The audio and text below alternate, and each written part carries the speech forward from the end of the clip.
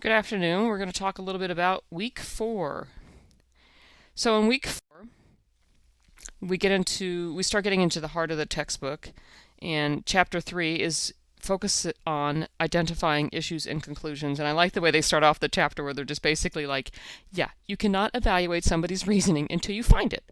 So the key to finding it is you got to know what issues they're talking about, and you got to know the conclusion that they're stating around those issues. And then as we go through the book, and I think this is no shock in a book called Asking the Right Questions, that each chapter is a different question that you will ask. And so as we go through, um, we'll practice on this, and we'll build on each thing. So like in addition, in assignment 1, I have you starting off by just practicing identifying the issue and conclusion.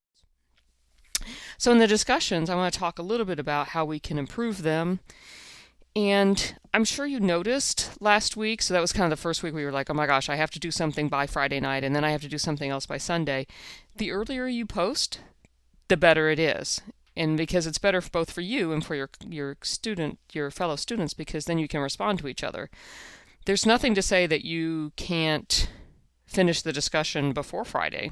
You can have your initial post and respond to 2 students as long as enough people in your group have posted, and be done.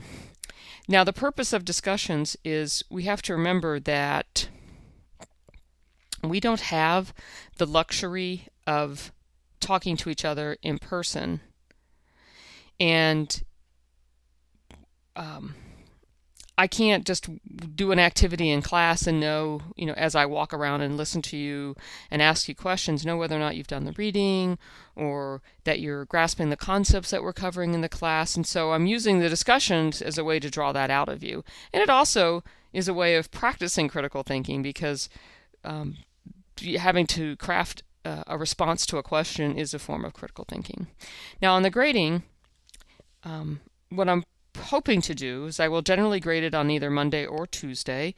And if you noticed last week when I posted your grades, I did add some feedback.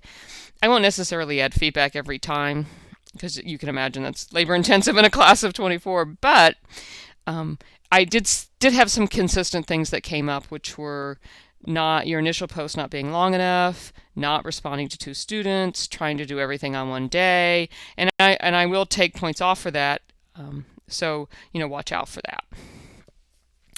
And then on assignment 1 that will be due on February 8th, as I mentioned earlier, you're going to practice identifying the issue and conclusion. I have 2 short passages for you to read.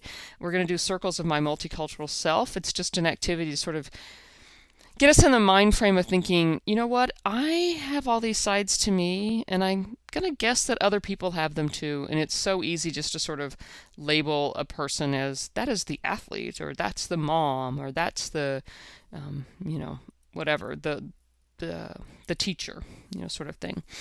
And then the last part of it is to practice identifying scholarly and popular articles.